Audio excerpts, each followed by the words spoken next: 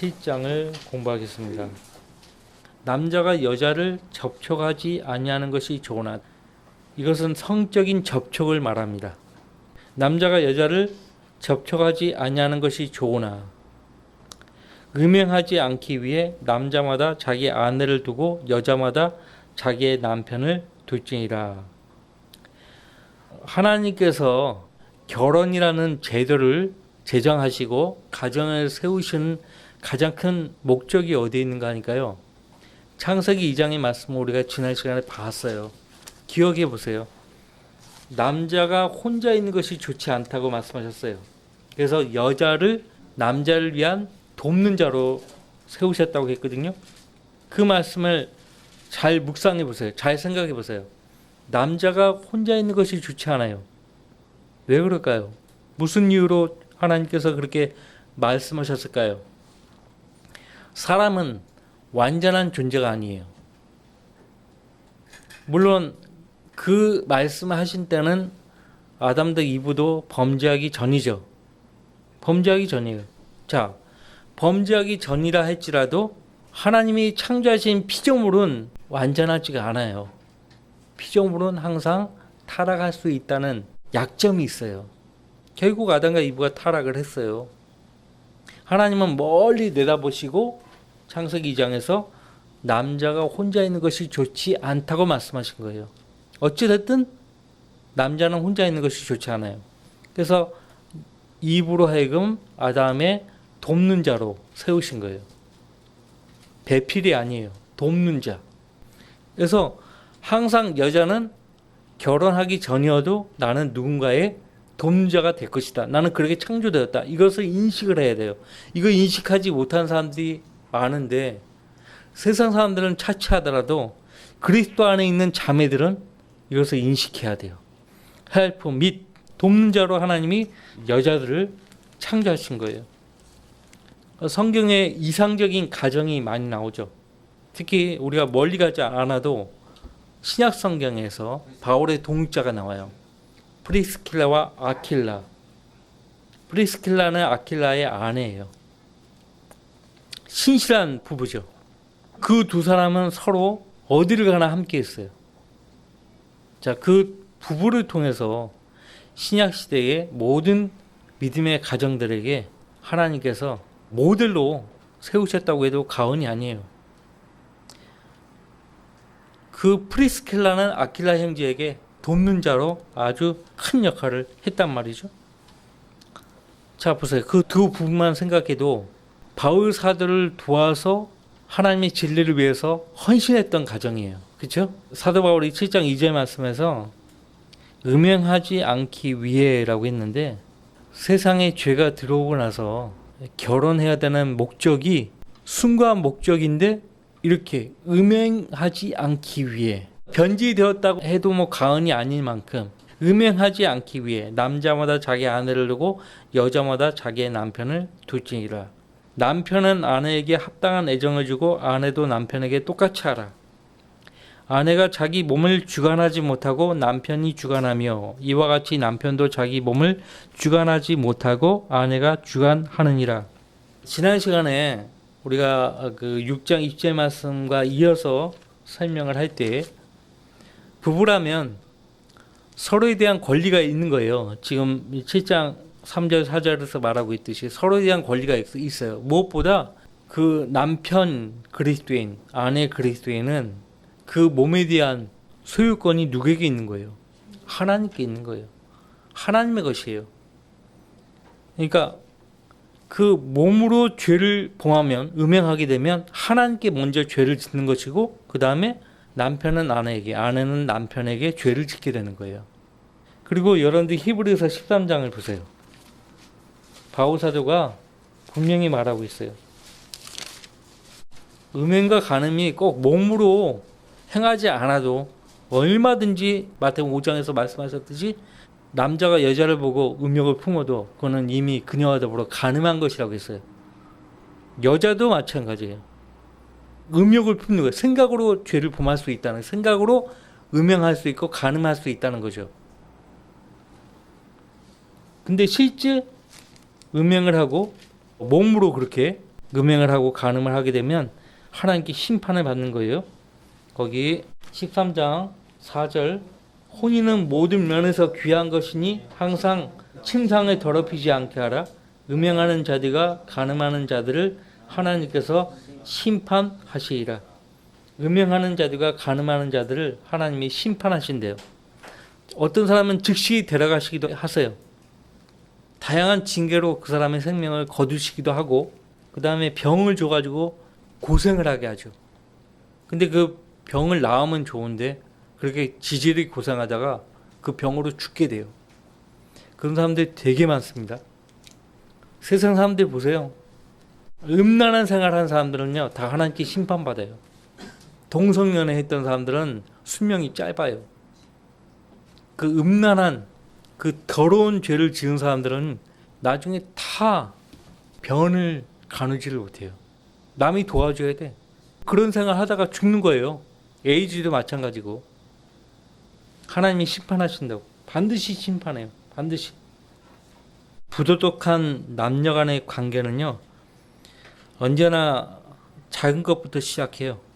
처음에 서로 눈길을 주고받죠. 그 다음에 은밀한 대화를 하죠. 그리고 이제 손을 잡아요. 그런 스킨십을 통해서 이제 어디까지 가요? 잠자리까지 가요. 그렇게 가는 거예요. 그러니까 음행하지 않기 위해 남자마다 자기 아내를 둬야 되고 여자마다 자기 남편을 둬야 된다. 음행을 피하기 위해서 남녀가 결혼해야 한다. 이것은 명령입니다. 그러니까 결혼 제도는 음행을 피할 수 있는 최선의 방법이에요. 그 성적인 욕구를 얼마든지 자제할 수 있어가지고 평생 음행을 피할 자신이 있는 사람은 결혼 안 해도 괜찮아요. 바울 사도처럼. 근데 성적 욕구라는 것은 자연스러운 현상이거든요. 그걸 너무 죄악시하거나 배관시할 필요가 없는데 어떤 은사주의자들은 그걸 너무나 죄악시하고 배관시했던 거예요. 근데 그 현상은 이미 오래전부터 있었던 거예요. 고린도 교회에서 있었던 거예요. 어떤 성도들은 남녀는 절대 접촉해서는 안 된다 이거예요. 그래서 이제 누군가가 바울 사도에게 편지로 물은 거예요. 거기에 대해서 지금 바울 사도가 답변을 주고 있는 것입니다. 근데 이 성적 욕구가 자연스러운 현상이어도 이것이 음행이라는 형태로 간음이라는 형태로 발전이 되면 이건 큰 문제예요. 이건 죄악이 되는 거예요. 하나님께 큰 죄를 짓는 거예요. 그래서 하나님은 우리 모든 사람들에게 결혼이라는 이 멋진 안전장치를 만들어 주신 거라고요. 또 주 하나님께서 말씀하시기를 남자가 혼자 있는 것이 좋지 않으니 내가 그를 위하여 돕는 자를 지으리라 하시며 돕는 자를 지으셨다. 하나님이 먼저 이브를 먼저 지으신 거 아니에요. 아담을 먼저 지으신 거예요. 아담이 먼저 창조된 거라고요. 누가 먼저 범죄했어요? 아담이 아니에요. 이브예요. 그래서 하나님이 여자를 지으셔서 그녀를 그 남자에게로 데려오셨다라고 그렇게 말씀하셨고 그들이 한 몸이 될 것입니다. 그렇게 창세기 2장에서 말씀하신 거예요. 3절 말씀 보시면은 남편은 아내에게 아내도 남편에게 합당한 애정을 줘야 한다. 그렇게 말하고 있어요. 합당한 애정. 서로에게 애정을 요구할 권리가 있다는 거예요. 여기 아직 결혼 안 하신 못 하신 분들이 계시는데 부부가 되었으면요. 그 애정에 대한 권리를 서로에게 요구할 수가 있어요. 나는 주님께 더 기도해야 돼. 나는 주님과 더 많은 시간을 보내야 돼. 가져야 돼. 그래서 아내를 방치해버리면 마이가 그 아내를 통해서 역사할 수 있어요. 아내가 욕구 불만족으로 다른 사람을 생각할 수 있단 말이에요. 다른 짓을 할 수 있어요. 반대로 남편도 마찬가지예요. 아내가 너무 교회 중심적으로 생활을 한 나머지 남편에게 애정을 안 주려고 해. 그러면 부부관계가 금이 가는 거예요. 문제가 발생한다고. 그러니까 어찌됐든 간에 서로에게 책임이 있어요. 한편이 그 책임을 이행 못하면 그 부부관계는 그 책임을 회피하고 소홀히 한 그 사람에게 문제가 더 큰 거예요. 노력을 해야 돼요. 노력이라는 걸 해야죠.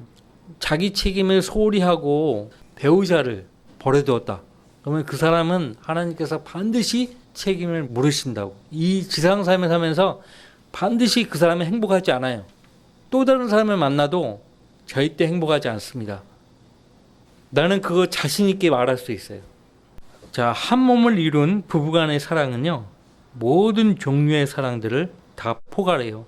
부부간의 승화된 사랑은 예수 그리스도에 대한 사랑과 동일한 차원의 것이라고 바울 사도가 에베소서 5장에서 말해줍니다. 아내들아, 너희는 너희 자신의 남편에게 복종하기를 주께 하듯 하라. 이는 남편이 아내의 머리됨이 그리스도께서 교회의 머리됨과 같음이라. 그는 몸의 구주시니라. 사라 보세요, 사라. 남편이 무리한 요구를 해도 욥의 아내처럼 남편을 버리고 가버리지 않았어요. 그죠? 욥의 아내 보세요. 얼마나 지독합니까? 하나님을 저주하고 죽으라고. 그런 아내가 어디 있어요? 내가 볼 때 그 아내는 비명 행사했을 거예요. 비명 행사했을 거라고. 남편들아, 너희는 자기 아내를 사랑하되 그리스도께서 교회를 사랑하셔서 교회를 위하여 자신을 주신 것 같이 하라. 아무도 이 말씀 앞에서 변명할 수 없어요.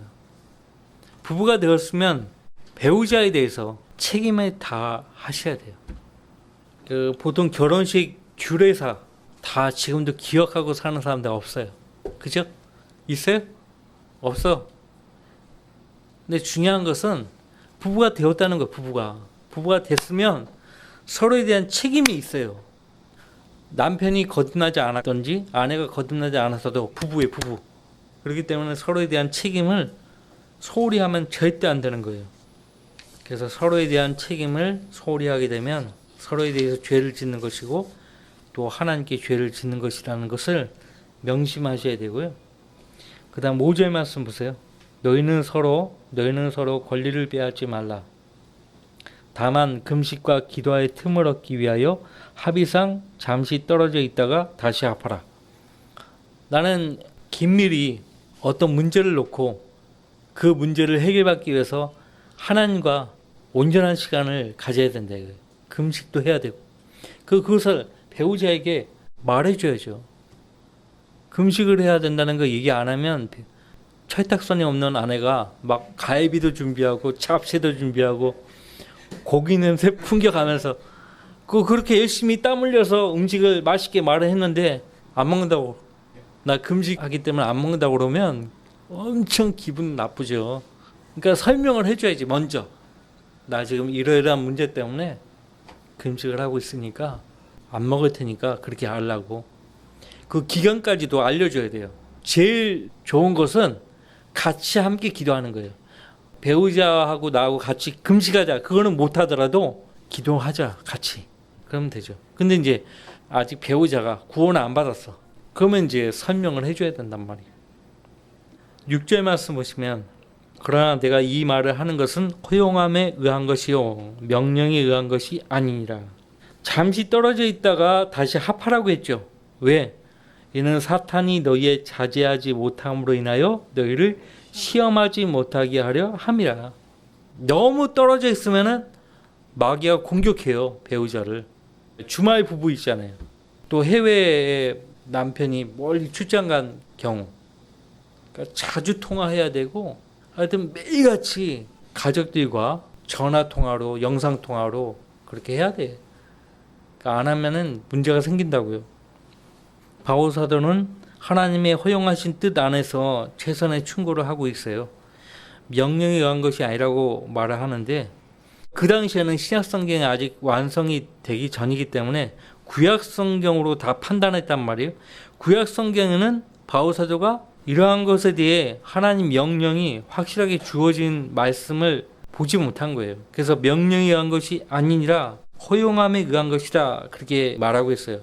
허용함에 의한 것이다. 이 말은 바울을 사도로 세우셨잖아요. 그 말은 영적 권위를 부여한 거예요. 그러니까 하나님이 자신을 사도로 부르셨고 영적 권위를 부여하셨기 때문에 그 하나님이 부여하신 그 영적 권위의 근거에서 이렇게 말을 하고 있는 거예요. 허용함에 의한 것이다. 그렇게 말을 하고 있는 것이에요. 자, 이제 7절 말씀 보세요. 나는 모든 사람이 나와 같기를 바라나 사람마다 하나님께로부터 받은 자기의 적합한 은사가 있어서 이런 사람도 있고 저런 사람도 있는가. 나는 모든 사람이 나와 같기를 바라나. 사도행전을 보면은 바울 사도가 재판석에서 내가 묶여 있는 거 말고 여기 있는 모든 사람들이 다 나와 같이 되기를 바란다라고 했어요. 여기 있는 모든 사람들이 나처럼 예수님을 구주로 믿어서 구원받은 그리스도인이 되기를 바란다라고 밝힌 거예요. 여기서는 자기처럼 모두가 다 하나님의 말씀 또 복음의 사역에 전념하는 사람이 되기를 바란다라고 말하는 거예요. 바울 사도는 결혼하지 않았잖아요. 그는 절제할 수 있었던 거예요. 무엇보다도 하나님의 사역을 위해서 자기가 가정을 갖고 있으면 아무래도 제약을 많이 받을 것이다라고 판단했던 거예요. 무엇보다도 여러분이 다 이해하고 계시겠지만은 바울 사도가 디모데 전서에서 밝히잖아요. 내가 모든 죄인들 가운데서 내가 우두머리라고. 내가 하나님의 교회를 황폐화시켰고 많은 그리스도인들을 죽음에 넘겨줬고 박해했다 이거죠. 그 죄가 너무나 크기 때문에 내가 하나님의 교회를 세워가는 데 있어서 내 생명을 바쳐야 된다 이거. 그렇기 때문에 가정을 세워서 가정에게 시간을 쓸 여유가 없다. 그렇게 판단했기 때문에 결혼을 안 한 것입니다. 포기해버린 거예요.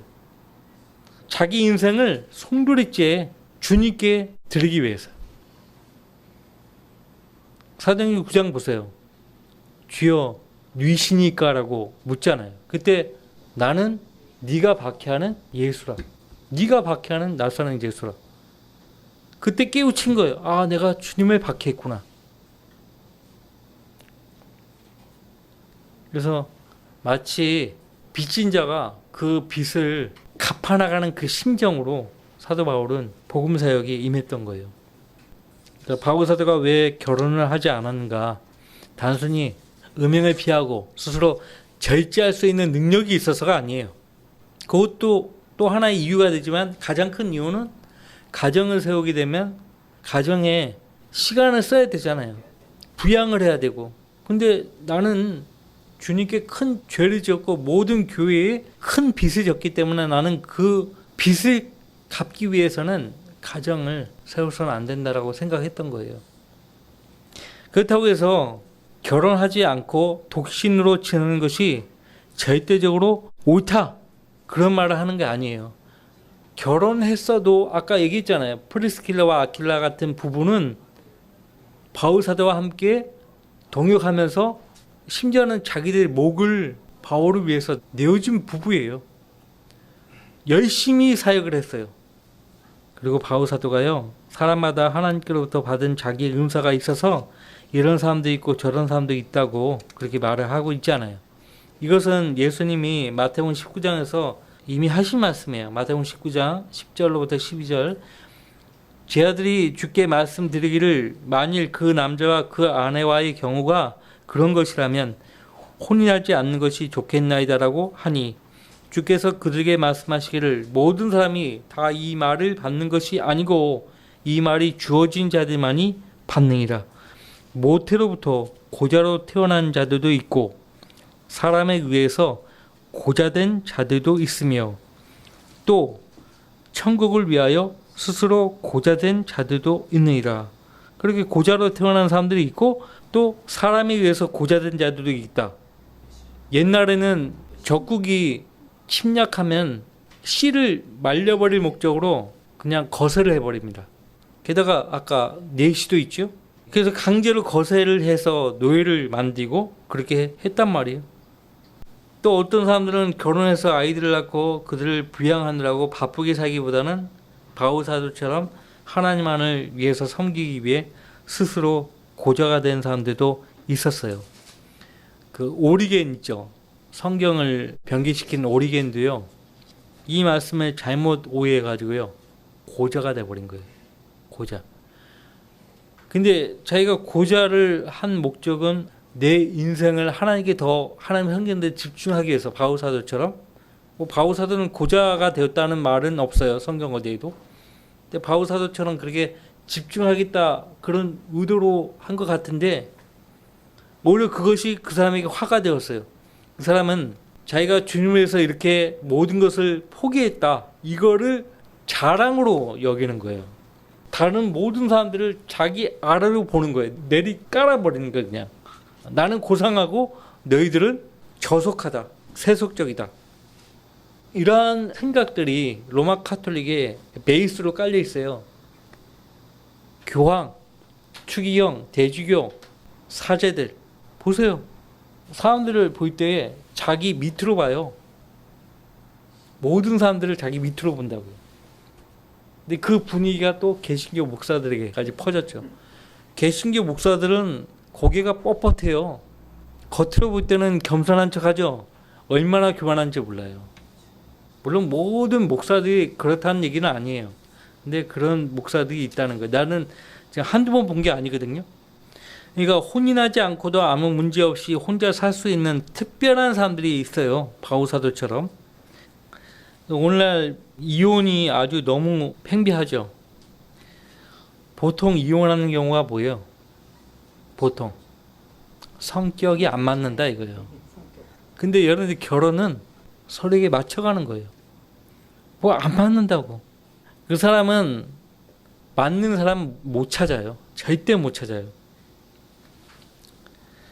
부부가 되었으면 서로 원만하게 살아가기 위한 규칙을 찾아야 돼요. 근데 그 규칙은 어디에서도 알려주지 않아요. 뭐 부부 십계명, 부부 관계 뭐 관련된 책들이 많지만 다 성경에서 컨닝해 거예요. 기분에 따라 만나가지고 결혼하고 사소한 일로 티격태격 싸우다가 이혼해버리고 아주 이혼을 밥 먹듯이 해요. 규칙에 대해서 무지할 뿐만 아니라 규칙을 알려줘도 그 규칙을 지킬 줄 몰라요. 그런 사람들은 아예 처음부터 결혼하지 않는 것이 낫죠. 여러분이 아는 신실한 하나님의 종들 있죠. 존 웨슬레, 조나단 에드워즈, C.T. 스터드 그분들 원만한 결혼 생활을 했을 것 같죠. 제가 찾아보니까요. 아니에요. 요한 웨슬레 목사는 그 주변에서 말렸는데 그 고지 듣지 않고 과부와 결혼한 거예요. 과부와. 근데 그 과부가 성격 이상자예요. 심지어는 웨슬레 목사가 마음에 안 들면요. 웨슬레 목사의 머리끄댕이를 잡고 막 빙빙 돌아요. 나 여러 권의 책에서 봤거든요. 나는 처음에 어떤 책에서 그 내용을 봤을 때 안 믿었어요. 근데 또 어떤 책에서 또 그런 내용이 나오고 또 다른 책에서 그런 내용이 나오니까 아 이런 일이 있었구나. 근데 중요한 것은 그 뭐 웨슬레 같은 경우는 이제 잘못 만난 경우고 중요한 것은 하나님의 종들은 하나님의 사역이 우선이에요. 그 아내들도 그것을 명심하고 결혼했을 거라고.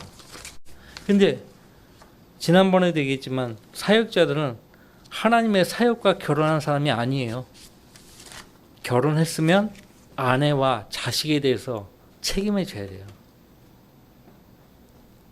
웨슬레 같은 경우는 그냥 뭐 늘 집 밖을 나가는 거예요. 복음 전해야 된다고. 그 어느 아내가 좋아하겠습니까? 다음 주에 이어서 하도록 하죠.